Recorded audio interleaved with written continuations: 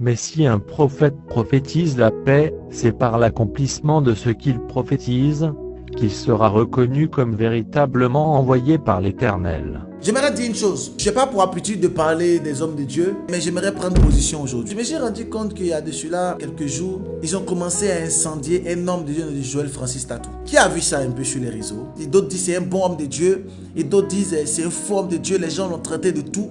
Les gens l'ont même traité d'homosexuel.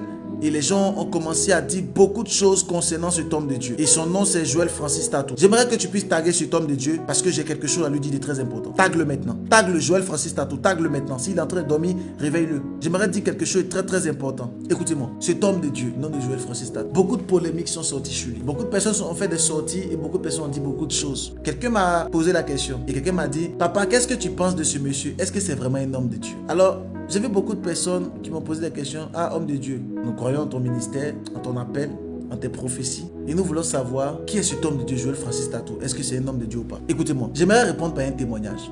Amen. Je pense que je lui dirai à lui-même, par la grâce de Dieu, le jour qu'on se verra.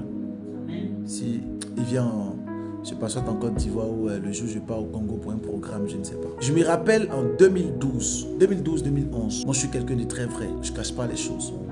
2012-2011 et je partais prêcher quelque part. Et ce jour-là, j'étais un peu fatigué, je ne voulais pas aller. Et j'étais en train d'être sur les réseaux. Là, en ce temps-là, c'était YouTube qui était encore plus fréquent. Et j'ai vu la prédication de cet homme de Dieu, de Joël Francis Tatou. Et il était en train de prêcher sur le ministère des anges. Il prêchait sur le ministère des anges. Je me souviens très bien, comme c'était hier. En 2011, 2012 ou 2013, je ne sais plus. Il prêchait sur le ministère des anges.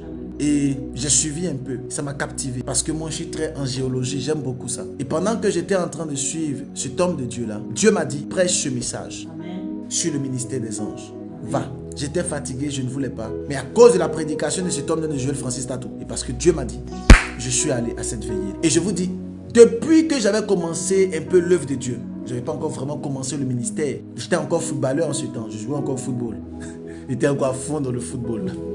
Depuis, j'ai écouté le message. Donc, depuis que j'étais en train de prêcher l'évangile et tout ça, je prêchais l'évangile avec beaucoup de fougue et tout ça. Cette veillée-là était l'une des veillées extraordinaires et surnaturelles. Alléluia. J'ai vu une main de Dieu surnaturelle se manifester sur moi. Amen. Je n'avais jamais expérimenté ça. Amen, amen, je le dis vraiment pour la gloire de Dieu. Alléluia. Je le dis pour la gloire de Dieu.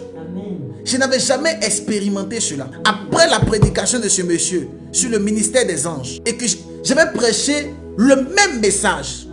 Je n'avais pas dilué, j'avais rien fait. J'avais juste prêché le même message accompagné de la grâce que j'avais, de l'onction que j'avais, effectivement, accompagné des mots que j'avais. Et j'avais prêché le même message sur le ministère des anges.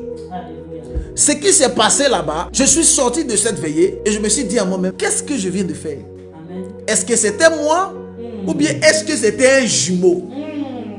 J'avais jamais expérimenté une telle puissance avant ça. Je vous parle de 2012 ou 2013, je ne sais plus, ou 2011. C'est depuis ce jour-là que j'ai connu ce prophète de Joël Francis Tatou. Et je le dis clairement, c'est un homme de Dieu et un homme de Dieu que beaucoup doivent prendre comme modèle. Un homme de Dieu que beaucoup de jeunes serviteurs de Dieu doivent prendre comme modèle. Je vous dis toute la vérité. C'est un vrai homme de Dieu. Laissez tout ça, ce que les gens disent à gauche et à droite. Ne suivez pas cela. C'est pour détruire le corps du Christ. Ne rentre pas dans ces polémiques. Ne rentre pas dedans. C'est un homme de Dieu qui est appelé par Dieu, qui est choisi par Dieu. Amen. Et que Dieu a mis à part. Si moi en tant que prophète, j'en parle pas, qui va en parler? Si moi en tant que prophète, je regarde la situation se manifester et puis je ne parle pas, je dis non, ça c'est pas mes oignons, je laisse ça comme ça, qui va en parler? Mais nous en tant qu'homme de Dieu, c'est le temps de pouvoir prendre position par rapport à telle ou telle personne. Amen. Tu vois, beaucoup de personnes sont assis, non, je ne vais pas me mêler à ce genre de choses, je vais être fidèle et tout ça, j'ai pas envie, je ne sais pas. Écoute-moi, c'est le temps. Soit tu es avec moi, soit tu n'es pas avec moi. Soit tu es avec Dieu, tu n'es pas avec Dieu. La Bible dit clairement, le Saint-Esprit rend témoignage dans notre esprit que nous sommes enfants de Dieu. Amen. Romains chapitre 8. Le Saint-Esprit rend témoignage que nous sommes enfants de Dieu. À partir du verset 15. Que nous sommes enfants de Dieu. À partir du verset 15. Alors si tu n'as à savoir que le prophète Joël Francis Tatou est appelé par Dieu, est un homme de Dieu, c'est que je ne sais pas qu'est-ce que tu peux savoir dans le monde. Parce qu'il y a des choses qui sont simples. Quelqu'un a dit, ah, homme de Dieu, non, tu ne le connais pas. Ah non, nous croyons en ton ministère, ne dis pas ça. Écoute-moi. Si tu crois à mon ministère, automatiquement, il faut croire aussi au ministère du prophète Joël Francis Tatou. Amen. C'est un grand homme de Dieu, un vrai homme de Dieu. Amen. un homme de Dieu que beaucoup de personnes doivent prendre comme exemple. Il est complet. De plus qu'il parle de la parole du Seigneur, de plus qu'il prophétise, de plus qu'il manifeste un peu la guérison, Dieu avec lui. Les erreurs, qui fait pas, toi-même tu ne fais pas erreur. Et puis quelles sont les erreurs qu'il a fait? Rien. C'est un homme de Dieu averti. Ce prophète, Joël Francis Tatou, sera l'un des prophètes les plus suivis dans le monde entier. Ce prophète, le prophète Joël Francis Tatou, je vous dis vraiment la vérité. Voilà pourquoi je vais dire clairement qu'il ne doit pas se connecter à n'importe qui. Ce prophète-là va commencer à impacter l'Europe, et pas seulement l'Europe. Je l'ai vu impacter le Canada, impacter les États-Unis, et je vais lui dire clairement qu'il puisse envoyer plus tard des missionnaires dans d'autres nations, en Asie, au Kyrgyzstan, au Kazakhstan, je ne sais pas. Dieu va l'envoyer dans les nations qui ne se limitent même pas au Congo. Les Congolais sont des sorciers. Il doit se déployer d'une manière extraordinaire. Chacun a sa grâce, chacun a son don. Mais le don qu'il a est surnaturel. Quand il vient à Paris, ici à Paris, de l'autre côté là-bas, chez vous là-bas, il doit faire des choses extraordinaires. Je l'ai vu dans une vision, dans une parole prophétique. Je l'ai vu avec le prophète Alpha Lukao en train de remplir tout un stade. Moi, je t'ai dit que moi, je ne suis pas pasteur. Hein. Moi, je suis prophète. Ce qui sort de ma bouche ne manque point d'arriver. Il ira très très loin. Alléluia. Il doit aller très très loin. Amen. Je suis le prophète Ange Josaphat. Alléluia. Et ce que je te dis ne manque point d'arriver.